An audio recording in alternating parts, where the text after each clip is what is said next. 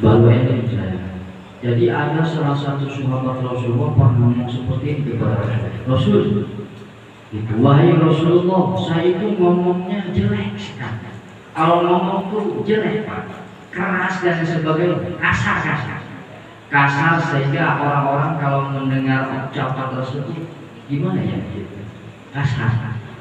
Saya itu omongnya itu tidak baik Rasul terhadap keluarga saya dan sebagainya.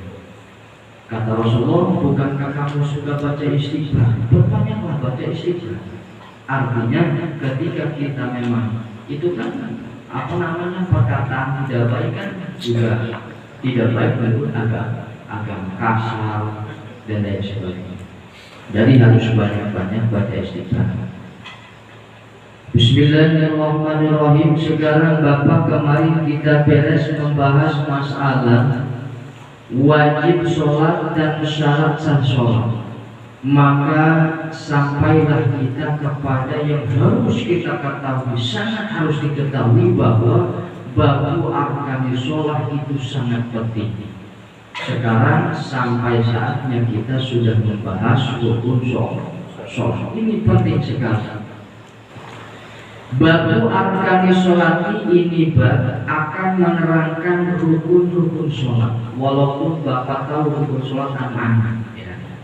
Lalu Bapak itu biasa kajian-kajian SD katanya. Nah itu ketahuilah hatinya belum lembut. Sebab kalau kita sudah kaji tasawuf, walaupun ilmu itu sudah ribuan kali kita dengar, tapi orang-orang yang sudah lembut hatinya, mereka itu selalu mendengarkan dengan fokus seolah-olah belum mengetahui. Karena di dalam kajian ta'lim, apabila kita merasa bisa, lalu kalau kita bosan bingung mendengarkan apa yang sudah kita bisa, itu berarti masih ada sifat sombong. Masih ada sifat sombong. Sedangkan sombong itu dilarang oleh Allah Subhanahu wa Ta'ala, karena sifat sombong adalah hanya khusus untuk Allah Subhanahu wa Ta'ala, bukan untuk manusia. Untuk ibadah silahkan antara kita dan Allah, tapi untuk sesama manusia akhlak yang paling kita utamakan. Masalah ibadah masing-masing, masing-masing kita ibadah Bapak yang ada 5% 10% silahkan. Itu antara Bapak dengan Allah. Tapi masalah kita sesama manusia, hakul adam ya memang harus hakul binanas. Kita harus ada persatuan, harus ada akhlak, adab dan lain sebagainya. Itu kita sesama manusia. Sekalipun dengan orang yang bukan Islam, seperti kafir dini, bukan kafir harobi. Kalau kafir harobi ya kita jangan dekat-dekat. Terus kita memang harus musuhi. Kafir harobi itu kafir yang suka memerangi orang Islam. Diperangi orang Islam seperti Palestina diperangi orang Israel. Berarti Israel kafir harobi. Memang harus tidak suka kita. Jangan suka, harus benci. Tapi kalau kafir dini, kita ini kebanyakan kafir dini di Indonesia, bukan kafir harobi. Seperti orang-orang Nasrani di kita bertetangga dengan baik dengan kita, saling menghormati rukun agama tetangga, itu kafir dini, wajib dihormati, tidak boleh diolok-olok dan lain sebagainya, tidak boleh. Bahkan agama mengharamkan menggibah untuk orang kafir dini. Kita itu ngomong gibah tahu Pak, ngomongi orang lain. Apa dia bahasa gaulnya? Ngerasa gosip yang tidak baik tentang kafir dini itu tidak boleh. Kafir dini saja tidak boleh, apalagi kita sebagai sesama orang Islam. Sebab setiap orang Islam adalah saudara. Walaupun itu Wahabi, walaupun itu Syiah, walaupun itu Muhammadiyah, dan di luar pokoknya di luar tradisi-tradisi kita, itu adalah saudara kita. Tidak boleh kita musuhi. Masalah akidah, yuk kita beda. Masalah fikih, yuk kita beda. Berbeda paham silahkan. Tapi akidah kita harus beda. Fikih ya biasa, beda-beda. Ada yang dulu, ada yang Tidak. Ada yang tahlilan, ada yang tidak. Silakan. Tidak apa-apa. Jangan dimasalahkan. Itu biasa. Yang penting akidah kita iman kepada Allah Subhanahu wa taala dan iman kepada Rasulullah sallallahu alaihi wasallam.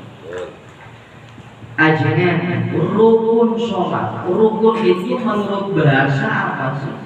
Janibu syai'il aqwa. Rukun-rukun itu adalah arah sesuatu yang keluar atau arah sisi yang keluar. Contoh kita buat satu ruangan, sisi-sisinya pasti ada pondasi. Nah, pondasi tersebut bisa katakan adalah sisi yang keluar. Kalau rumah tidak ada pondasi, tidak akan rubuh nantinya. Kalau tidak ada pondasi, maka sholat pun kalau kita tidak memakai rukun, rubuh artinya batal. Rukun Islam, rukun iman itu harus kita kerjakan. Ada yang belum dikerjakan yaitu haji, karena bagi orang yang mampu. Tapi selain haji kita lakukan puasa Ramadan, rukun Islam itu sholat, zakat dan sebagainya. Zakat fitrah. Terus kalau zakat harta itu nanti ada nisabnya masing-masing. Itu nanti ada babnya Pak ya. Setelah nanti bab sholat ke sana akan membahas zakat mal. Zakat harta ada zakat profesi. Profesi itu zakat profesi berlaku nggak sih zaman sekarang? Karena di dalam lagi tidak ada itu zakat profesi. Nah itu nanti kita bahas setelah bab nanti di sana. Jadi rukun menurut bahasa adalah janibu syai'il aqwa, sisi arah sisi yang keluar. Istilahnya ibaratun an juz'in minal mahiyah la tahaqqaqu illa bihi. Adapun rukun menurut istilah adalah ibaratun satu ibarat atau perkataan tentang bagian yang sangat penting, yang sangat esensi, urgensi, la tahaqqaqu illa bihi, tidak akan pernah bisa kecuali dengan perkara tersebut. Artinya, ketika kita melaksanakan sholat tanpa rukun tidak akan pernah sah sama sekali.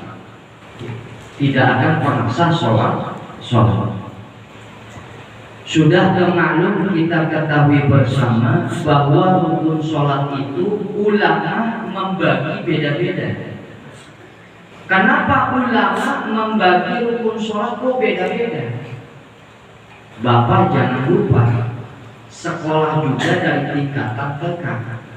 Ada SD, SMP, SMA, terus kuliah, S1, S2, S3, SK Pro, SK Non, begitu. Sangat banyak sekali. Ada tingkatan tahapan. Maka ulama ketika berbicara rukun sholat jumlahnya ada 17, berarti bagi untuk orang yang pemula. Biasanya orang yang pemula mengkaji ilmu fikih, biasanya ulama mengatakan rukun sholat ada 17, bahkan ada yang 18 untuk memudahkan. Tapi kalau sudah kajiannya tinggi tahapan kuliah S1, S2 atau memang SMA kalau sudah tinggi ya seperti itu sama. Biasanya 14, ada yang 3 bertumak-menah dijadikan 1. Gitu. Nah itu, jadi rukun sholat itu ada yang membagi 17, ada yang membagi 18, ada yang membagi 13, ada yang membagi 14. Yang penting tujuannya sama. Bapak mau ke Cisoka, ada yang lewat PCI, ada yang lewat 300 muter ke sono, baru ke Cisoka ada. Gimana jalannya, yang penting tujuan sama. Itulah ulama selalu seperti itu, mengisyaratkan kepada kita, walaupun di pesona beda-beda, tapi tujuan sama, gitu ya. Beda-beda paham, beda-beda pemikiran, tapi tujuan sama, untuk kemaslahatan bersama, begitu. Aksamu arkani sholati arba'atun. ketika seseorang sedang sholat, maka harus mencukupi rukun 4 ini. Jadi ketika Bapak sedang sholat, pasti meliputi, harus mencukupi 4 rukun ini. Maka rukun sholat dibagi 4. Yang pertama adalah arkanun qalbiyah, yaitu rukun yang bersifat aktivitasnya di dalam hati. Disebutlah niat disebutnya rukun qalbiyah, rukun yang bersifat hati, artinya aktivitas rukun sholat yang memang harus menggunakan hati. Niat itu kan di dalam hati. Yang kedua ada rukun qauliyah, rukun sholat yang bersifat ucapan, di mana seseorang yang sedang sholat pasti melaksanakan aktivitas ucapan-ucapan. Pernah kita bahas di pertama bahwa sholat itu kan af'alun wa aqwalun wa ucapan-ucapan, pekerjaan-pekerjaan. Aktivitas ucapan itu rukun qauliyah. Kalau aktivitas pekerjaan meliputi fisik, itu namanya rukun fi'liyah. Apa saja rukun qauliyah? Rukun sholat yang bersifat ucapan-ucapan yang memang harus kita laksanakan ketika sholat. Kalau tidak dilaksanakan ya batal. Mana takbiratul ihram, Allahu Akbar, yang ada niatnya itu takbiratul. Tapi kalau mau sujud, mau rukuk, mau baca takbir itu bukan takbiratul ihram, namanya takbir intiqal, itu maksudnya. Tapi kalau takbiratul ihram yang ada niatnya itu yang pertama, Allah diiringi dalam hati ini, itu namanya takbiratul ihram. Jadi harus bisa membedakan mana takbiratul ihram, mana takbiratul intiqal. Yang kedua rukun qauliyah adalah al-Fatihah. Yang ketiga adalah tasyahud akhir, yaitu tahiyat akhir. Yang keempat adalah membaca sholawat kepada Rasulullah. Yang kelima membaca salat. Itu nanti akan dibahas. Terus yang ketiga ada rukun fi'liyah, rukun yang bersifat aktivitasnya itu membutuhkan fisik. Mana seperti kita berdiri bagi orang yang mampu, itu kan fisik. Terus apalagi rukun kan fisik. Terus i'tidal, sujud, duduk di antara 2 sujud. Nah, terus duduk pas membaca tahiyat akhir pun itu adalah rukun fi'liyah. Rukun fi'liyah. Nanti kita bahas. Terus ketiga adalah ada seberapa? Keempat yang terakhir adalah rukun ma'nawiyah. Rukun ma'nawiyah itu bersifat makna, hanya sebatas makna, secara tidak terlihat, tidak terucapkan oleh lisan, tidak terlihat aktivitas pekerjaannya, namun secara makna, hanya dalam pikiran kita bisa membaca. Apa itu rukun ma'nawiyah? Adalah tartib. Mulai dari kita niat takbiratul ihram, terus kita berdiri membaca Fatihah sampai harus tartib. Sebab Rasulullah pernah berkata, "Shollu kama ra'aitumuni usolli." Salatlah kalian para sahabat sebagaimana kalian melihat salatku. Sekarang sahabat ada tidak? Tidak ada. Tapi ini setelah sholat masih hidup tidak? Sudah tidak ada. Lalu kita berpatokan sama siapa sekarang kalau bukan lagi kepada ulama?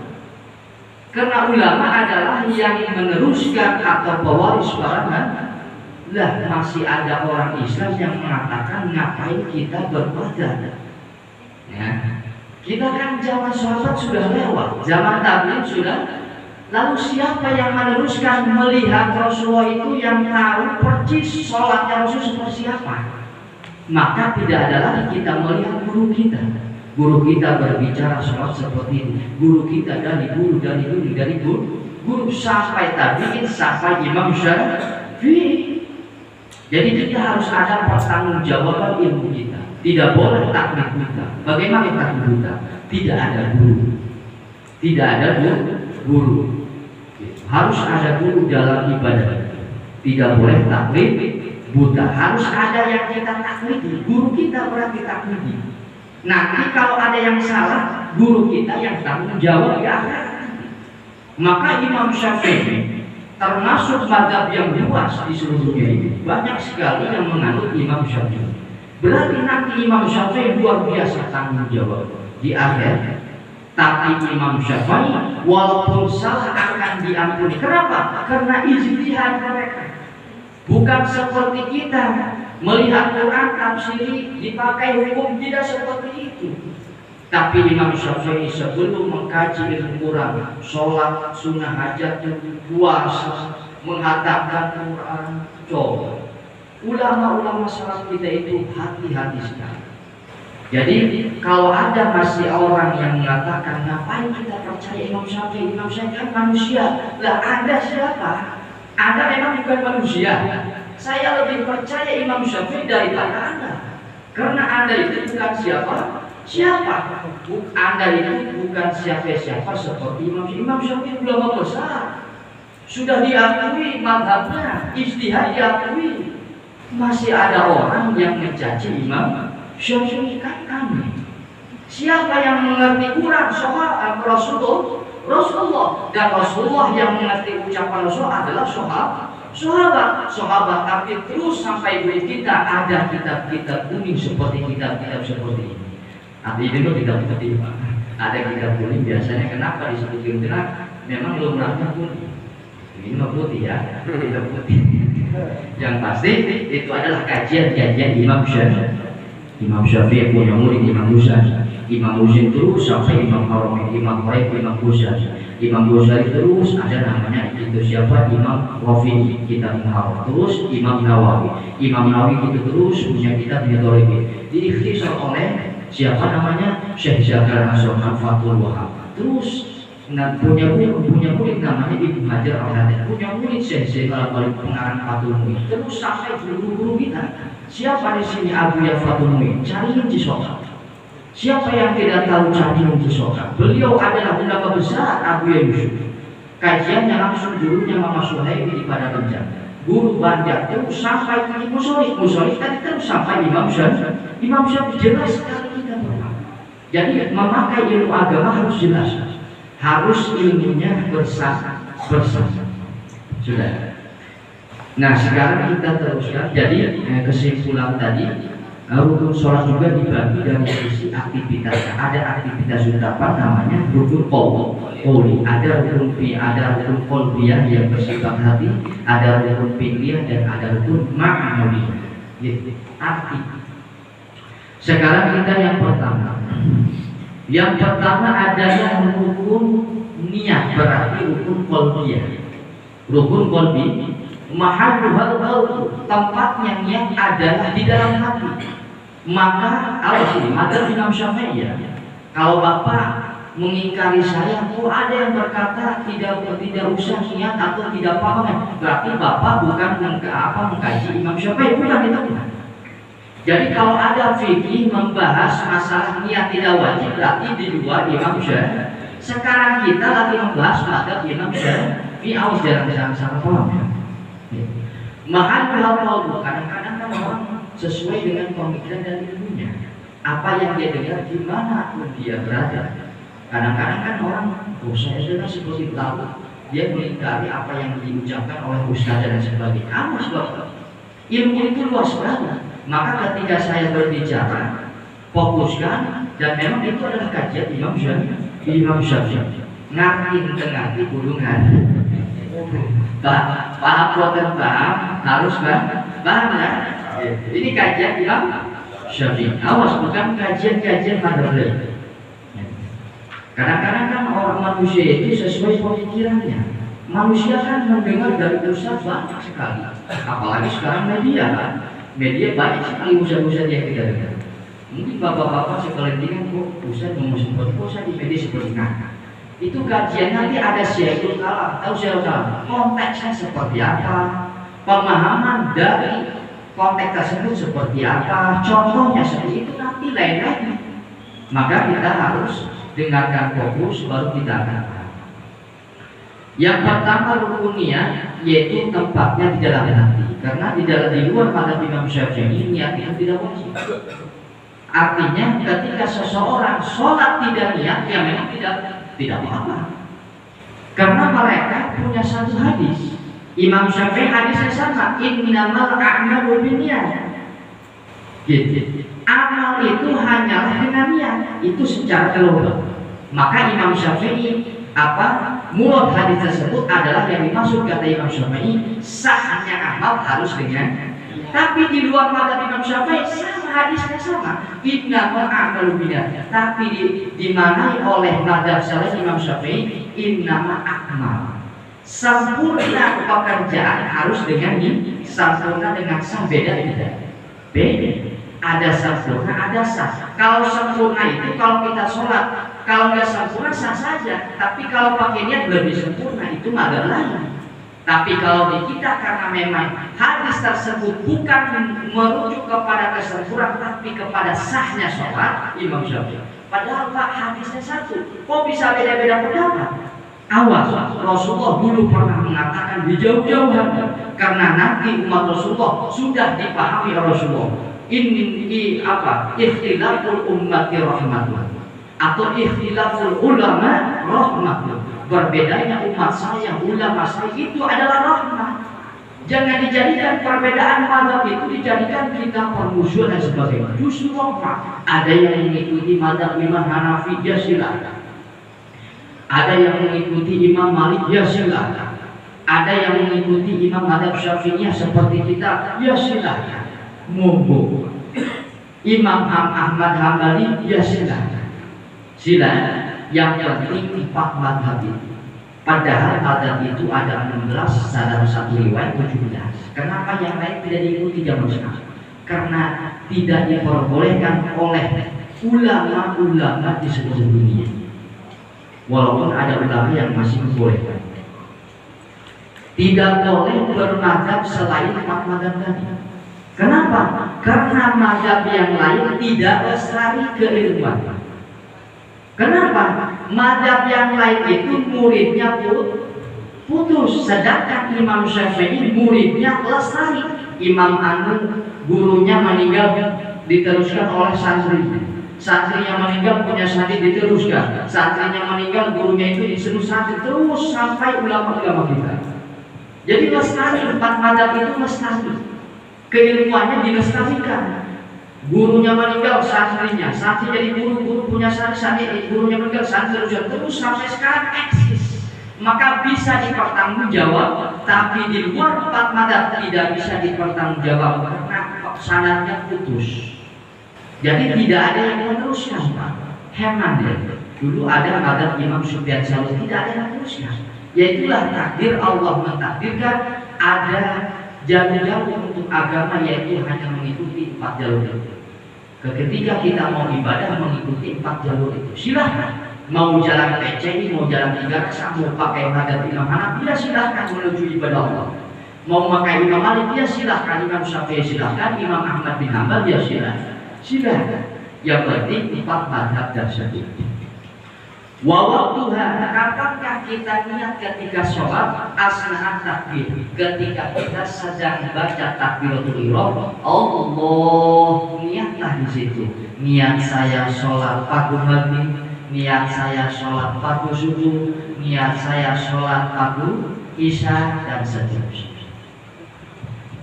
Falau kafaru biduni ayastatiroha kuma ba'da takbirina wa falatan akibu sholatun. Ajengan, bagaimana nih kalau memang contohnya seperti ini? Ada seseorang baca takbiratul ihram, Allahu Akbar, beres baru niat saya sholat baru duhur misalnya. Berarti niatnya setelah baca takbiratul ihram. Falatan akidu sholatuhu, tidak sah sholat. Maka Imam Syafi'i, awas ini lagi ngomong maka Imam Syafi'i. Darajatun niyati fi sholati ada 3, tahapan-tahapan, tingkatan-tingkatan, derajat-derajat niat di dalam sholat ada 3.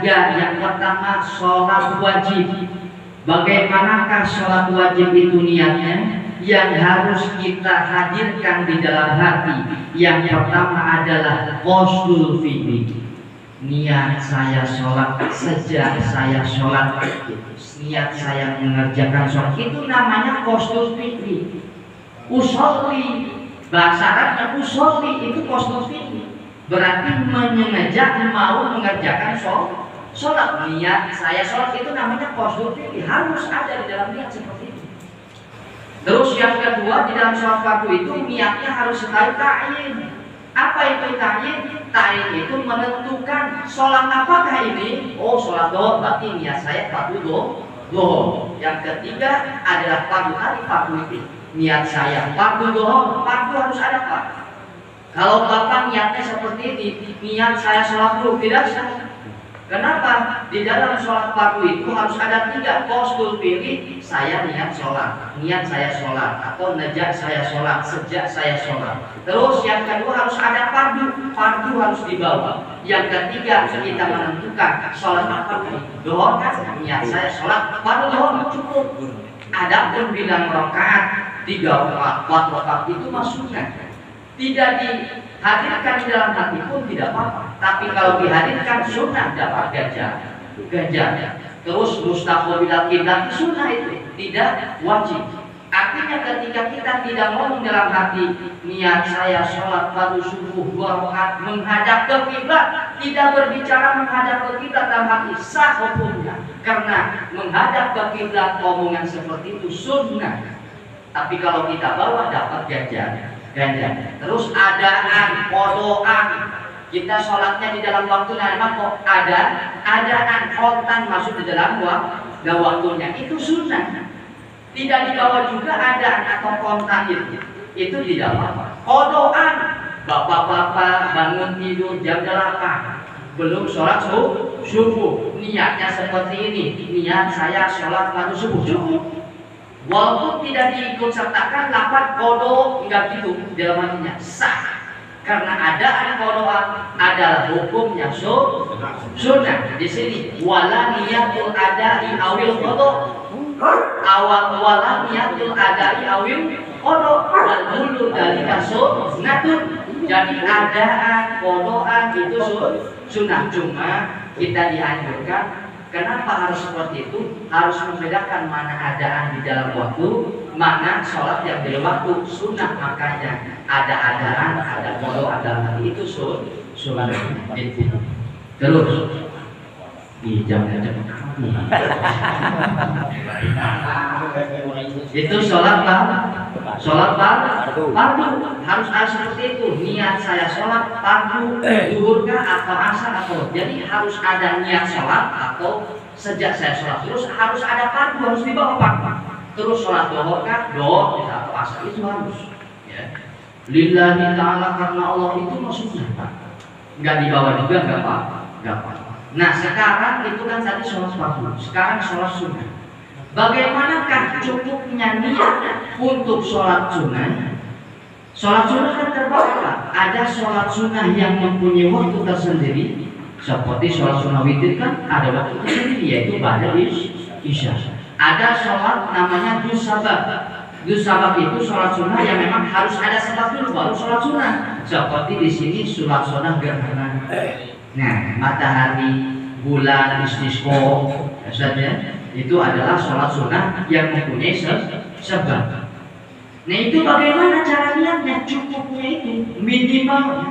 Oh ternyata wajib qasdul fi'li wa ta'yin. Wajib hanya qasdul fi'li dan ta'yin saja. Contoh Bapak sholat duha kan muakkata, sholat sunnah yang mempunyai waktu tersendiri.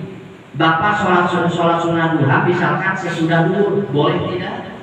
Tidak boleh, karena memang waktu duha itu terbit matahari 16 kemudian sampai duhur saja itu duha sudah habis. Jadi bapak-bapak kalau memang jam 11 belum sholat sunnah duha, ya sholat sunnah duha kawai ya. Hayang punya duit kok nggak mulai sholat sunnah duha. Ngomong doang yang sukses. Ya orang kalau banget ngomong doang Pak. Tidak pernah baca istighfar yang lama, tidak pernah baca sholawat yang ribu dibuat. Orang sukses kalau saya katakan banyak sekali rahasianya seperti itu, banyak istighfar. Karena orang yang mengistighfar diperhatikan dosa. Karena kan kita yakini dan kita pernah dengar Rasulullah pernah berbicara, antara kita dan Allah ada hijab, apa dosa? Maka bagi orang yang suka mengistighfar kan orang telah dosa, sehingga apa cepat diijabah doa, suksesnya cepat Pak. Jadi baca istighfar sebanyak, ulah tilu doang baca istighfar. Imam yang sukses, baca sholawat 10 doang. Allah harus banyak, harus ribuan. Gitu orang sukses itu perdibat, perdibat. Bapak jangan salah. Al-hikmah yang jago, yang banyak tamunya, itu mendapatkan seperti itu juga sama. Istighfar sholawat, apalagi mereka diiringi dengan sholat sunnah taubat, terus diiringi dengan puasa, sebab Allah pernah katakan dalam hadis qudsi, barang siapa yang berpuasa seperti itu adalah balasan itu langsung. Allah yang langsung membalas, artinya ganjaran puasa sampai-sampai bisa menjawab doa. Saya punya guru yang luar biasa di Jawa Timur, kayaknya luar biasa. Itu kalau 1 tahun itu keuntungan dari toko-tokonya lebih dari 100 juta lebih. Itu kan seorang ulama kan luar biasa seperti itu. Kalau pembisnis 100 juta setahun itu mah kecil. Ini mah kiai kan juga kemana-mana punya toko doang gitu. Tapi 1 tahun itu 100, sekarang pasti lebih 200 juta mah bisa. Nah itu ternyata mendakwahkan seperti itu. Banyak puasa beliau. Jadi kata siapa orang yang sukses ingin enak-enakan, tidak ada di sana.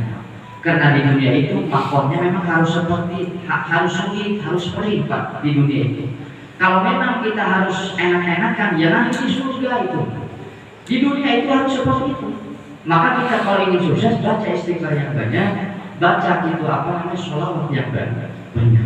Sinjak yakin tidak? Cek kata orang yang ragu-ragu, aduh langsung aja pesimis orang yang pesimis nggak pernah sukses ya. Pesimis itu nggak pernah sukses. Yang sukses itu orang-orang yang optimis, walaupun sampai akhir hayat juga nah, yang penting di surga kan, karena kita akan masuk dengan istighfar kita. Karena Allah tidak mengijabah di dunia, nanti akan diijabah di akhir. Tapi Pak, saya lihat itu diijabah di dunia juga. Kebanyakan itu orang sukses baca istighfar dan sholat. Jadi ketika ada kesulitan, langsung ada solusi dari Allah. Saya dulu pernah pesantren, bapak dan ibu saya mungkin sudah tua ya. Jadi karena saya pesantren dari kecil sampai umur hampir 28 tahun. Ibu bapak saya itu saya dibiayai sekolah sampai kuliah, sampai mondok ke Jawa Tengah, Jawa Timur, Jawa Barat. Nah sudah tua, yang namanya sudah tua kan, untuk mencari usaha sendiri kan tidak bisa. Maka waktu itu saya berkurang untuk mempelajari ilmu di Jawa Timur, Jawa Tengah. Saya punya keyakinan saya akan diberikan rezeki oleh Allah Subhanahu wa Ta'ala. Apalagi saya sedang belajar ilmu agama. Setiap malam saya coba, gitu harus ditajrid. Kalau nggak ditajrid, insya Allah nggak bakalan pernah tahu Bapak. Sekarang saya punya anak 2, yang pertama laki-laki, kedua wanita. Itu saya tajrid Pak. Ingin punya anak laki seperti apa? Ingin punya anak perempuan, itu ada tajribahnya. Jadi sesuai itu harus uji coba. Ibarat ada dalam kedokteran belum dicoba mentah. Coba dulu Bapak. Seminggu aja banyak istighfar ribuan sampai juta. Coba Bapak punya masalah, ada solusi atau yang diberikan Allah sama Allah. Harus dicoba. Dulu saya tuh kekurangan dana. Saya coba setiap malam sholat sunnah taubat, baca istighfar dan doa, baca sholawat. Alhamdulillah ketika telepon sama ibu, sekarang itu enak sekali. Jadi entah bagaimana Allah merezeki ibu saya dan bapak saya. Jadi sangat mudah sekali, rezeki sangat datang. Jadi di antaranya saya pernah ngaji uji coba istighfar dan baca sholat sampai sekarang. Alhamdulillah kalau ada masalah solusi, kalau memang butuh rezeki kalau ada dari Allah Subhanahu. Kita kembali wajib Rasul pilih wata'iyah. Sudah, ini suksesnya hilang kan? Ini suksesnya hilang karena kita lagi ngaji kan. Bapak-bapak mikir-mikir ini. Nah, sekarang kita ngaji bab sholat. Kalau kita sholat itu yang mempunyai dan tadi kan sholat sunnah yang mempunyai waktu, maka harus postur pilih. Niat saya sholat duha cukup Pak. Bapak biasanya gimana niatnya? Niat saya sholat sunnah duha. Nah sunnah tidak diiringi dalam hati itu tidak apa-apa. Yang penting ada postur niat saya sholat terus tahiyat duha atau tahajud witir kan. Niat saya sholat dua itu cukup. Apalagi disertai sunnah. Niat saya sholat sunnah dua. Niat saya sholat sunnah witir dan sebagainya. Itu namanya sholat sunnah muakkotah yang mempunyai waktu sendiri. Yang kedua adalah sholat sunnah yang mempunyai sebab seperti sholat gerhana. Sama postur pilih dan terakhir. Niat saya sholat gerhana matahari cukup. Niat saya sholat gerhana bulan cukup. Walaupun tidak diikutkan kata sunnah. Niat saya sholat sunnah gerhana tidak apa-apa. Yang penting postur pilih dan ta'yin ada. Yang ketiga ada sholat sunnah mutlak. Sholat sunnah mutlak itu tidak ada kaitannya dengan sebab. Kalau sholat sunnah yang kaitan sebab kan harus ada sebab dulu baru sholat sunnah kan begitu. Tapi kalau sholat sunnah mutlak kan tidak ada kaitan sebab dan tidak ada kaitannya dengan waktu. Kan sholat sunnah yang punya waktu sendiri kan harus ada waktunya. Waktu sudah waktu berarti sholat sunnah anu. Itu sholat sunnah yang punya waktu. Nah sholat sunnah mutlak itu tidak ada kaitan dengan sebab, tidak ada kaitan dengan waktu. Maka bebas pas sholat sunnah waktu itu mau 1 rakaat, 2 rakaat, 3 rakaat, ribuan rakaat silakan. Tidak dibatasi rakaat. Itu sholat sunnah mutlak. Bagaimana cara sholat sunnah mutlak niatnya? Niat saya sholat sudah cukup. Pak, niat saya sholat sunnah mutlak ini bapak-bapak misalkan habis maghrib lantang lantung daripada saya nggak ada pekerjaan habis sholat maghrib saya sholat sunnah mutlak aja. Mau 1 rakaat, mau 2 rakaat, 3 rakaat. Niatnya seperti ini. Niat saya sholat cukup. Sebab sholat sunnah mutlak itu hanya ada postur pilih menyengaja satu pekerjaan.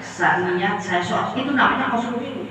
Tidak disertai sholat sunnah, bilang rakaat itu tidak apa-apa. Sholat sunnah mutlak. Terus sekarang permasalahan niat. La tajibu niyatul fardiyati ala sofi idaroni. Misalkan ada orang masih kecil belum balik ikut sholat fardu. Niatnya seperti ini sholat fardu. Niat saya sholat asar. Namanya orang kecil kan anak kecil. Enggak diikut sertakan fardunya kan. Kalau kita sudah balik kan niatnya seperti itu. Niat saya sholat fardu dulu. Ini orang kecil nah. Niat saya sholat dulu. Fardunya enggak dibawa. La tajib tidak wajib niat fardunya karena masih kecil. Berwala niat ta'ini. Nah itu beda. Terus. Nah beda dengan Ibnu Hajar katanya. Kalau Ibnu Hajar al-Haytami itu berpendapat walaupun anak kecil wajib niatnya harus menggunakan fardu. Walaupun belum balik Pak, niatnya harus seperti itu. Niat saya sholat fardu maghrib, niat saya sholat fardu isya, fardunya harus diikut sekalian. Walaupun masih kecil. Kalau menurut Ibnu Hajar al-Haytami, kalau Imam Rafi tidak wajib. Anak kecil itu kalau niat fardunya tidak dibawa, jauh kan nggak apa-apa. Nah inilah satu rahmat bagi kita.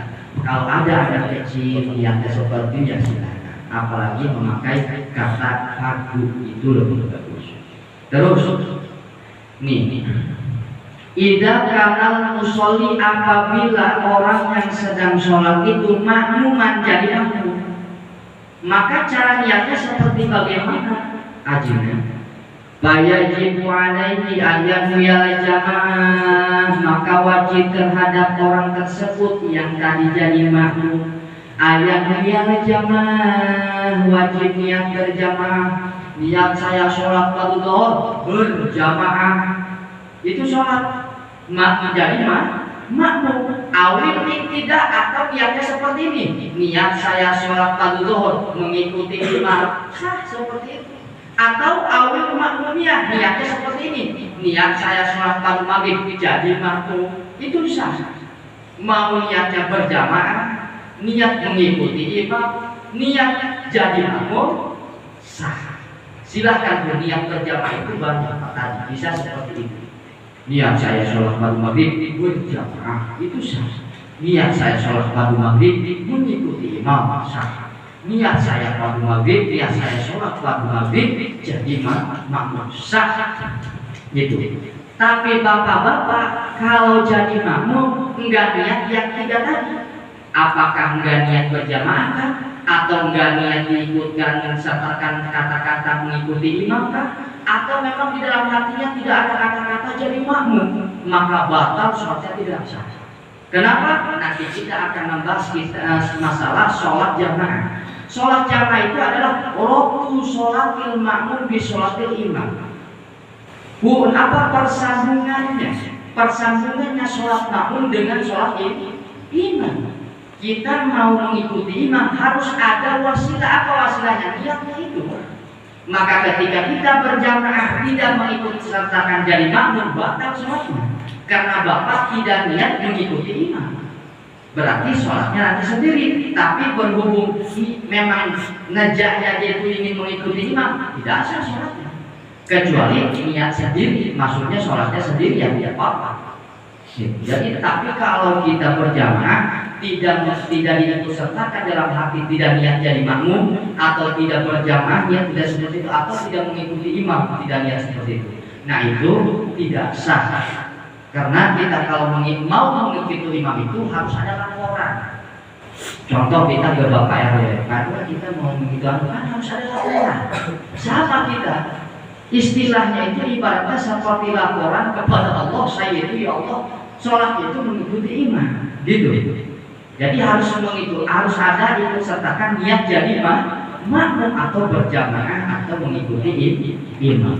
Kecuali imam mana itu wala tajidu niyatu wa tadi imam itu katanya tidak itu apa tidak wajib niat jadi imam. Di sini ada fa idza lam yanwi fihi mana tadi ini amma binisbati lil imam, adapun niat dinisbatkan kepada imam jadi imam misalkan faniyatuhu mandubatun, niatnya itu sunnah. Misalkan Pak Ustadz Mahfud mengimami sholat maghrib, Allah lupa di dalam hati tidak diikut sertakan niat jadi imamnya, tidak niat jadi imam. Contoh, niat saya sholat maghrib itu aja, enggak ngomong imaman atau enggak jadi imam, sah sholatnya. Tapi Bapak Mahfud tidak mendapatkan keutamaan pahala jamaah.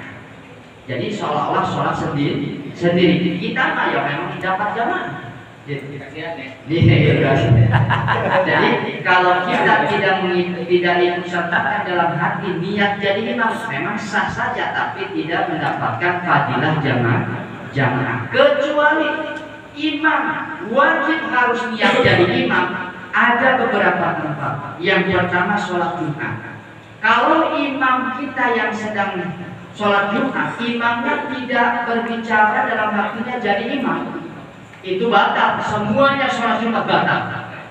Semuanya sholat Jumat batal. Gara-gara imam di dalam hatinya begini, niat saya sholat pada Jumat, enggak mengikut sertakan kapan jadi imam, begitu batal semua. Kalau sholat Jumat itu imam harus menggunakan kata imam, artinya niat jadi imam. Terus apalagi sholat mu'adah, tahu sholat mu'adah? Bapak misalkan sholat maghrib, kok dibalikan lagi sholatnya namanya mu'adah, sunnah itu Pak. Bapak biar sholat maghrib, pengen sholat maghrib lagi namanya sholat mu'adah, sunnah itu, sunnah. Nah itu, nanti Bapak sholat mu'adah misalkan, jadi imam itu wajib jadi apa? Imam menjadi imam itu niat wajib. Kalau sholat ada misalkan di sini nanti sholatnya habis sholat maghrib pada sholat maghrib lagi, bukan sholat qada, bukan sholat maghrib lagi, memang ada gitu. Ya, silahkan itu. Oh, sebenarnya bagus ini pada maka tidak apa-apa. Maka.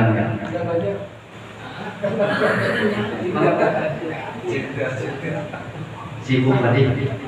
Kiai bersibuk. Enggak dikirim rekaman tenang aja. Iya. Itu ada rekaman. Sholat Saya rekam terus. iadah. Kita habis sholat dohor kok sholat lagi, tapi niatnya iadah bukan sholat dohor, bukan. Kalau sholat dohor ya bodoh itu mah. Ini mah sholat kita niatnya sholat iadah. Biasa sholat niatnya biasa saja.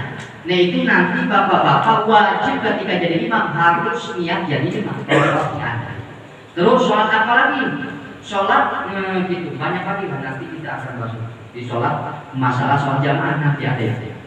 Terus yang terakhir kita akan membahas masalah yaitu namanya qashar itu. Sholat qashar itu wajib Pak. Wajib niatnya maksudnya. Niat saya sholat fardu zuhur di qashar atau niat saya sholat fardu zuhur qashar. Bapak tahu sholat qashar? Sholat qashar kan yang bilangan 4 rakaat kan? Enggak. Misalkan zuhur, bapak-bapak jalan perjalanan ada 82 km lebih seperti mana Bekasi ya. Bekasi sudah ada itu 80 lebih. Gitu. Bapak-bapak misalkan di tengah perjalanan melaksanakan sholat zuhurnya di qashar, boleh Bapak. Itu silahkan bapak-bapak. Qashar itu kan potong Pak. 4 dipotong jadi 2. Setengah potong jadi 2 kan. Makanya yang ada setengah-setengahnya. Tapi untuk sholat subuh tidak boleh. Kalau dipotong memang ada setengah kan. Kan dipotong satu kan ada satu. Langsung. Tapi sholat subuh karena memang bilangan rakaat sholat fardu paling sedikit kan 2, maka tidak boleh dipotong. Pak, sholat fardu yang paling sedikit kan 2 rakaat. Kan itu mah tidak boleh dipotong. Nah maka yang boleh dikosor itu yang setengah-setengah, tapi yang bilangan rakaatnya ada setengahnya. Maghrib ada tidak? Tidak ada. Walaupun maghrib lebih dari 2 rakaat, tapi tidak ada setengahnya. 1,5. Masa ada 1,5 rakaat? Tidak ada. Tidak ada. Ada juga sholat Ada sujud. Tidak ada 1,5 rakaat di mana? Jangan. Oh pas iktidal katanya assalamualaikum. Oh nggak bisa. Pas iktidal katanya assalamualaikum. Sami Allahu liman hamidah assalamualaikum. Gak bisa. Sholat 1 rakaat setengah. Jadi yang namanya qashar itu adalah yang bilangan rakaat yang lebih dari 2. Terus yang kalau dipotong ada setengahnya. Kalau maghrib kan nggak ada walaupun lebih dari 2 rakaat. Terus kenapa sholat subuh tidak bisa dipotong terus qashar? Karena 2 rakaat paling minimal sholat fardu. Nah sholat zuhur dikosor jadi 2. Maka niatnya wajib seperti ini. Niat saya sholat fardu zuhur dikosor. Niat saya sholat fardu asar dikosor. Niat sholat apalagi sholat isya kan 4. Niat saya sholat fardu isya dikosor itu wajib. Ikut disertakan lafaz dikosor itu wajib Pak. Gitu. Jadi harus mengikut sertakan qashar. Kalau sholat qashar gitu.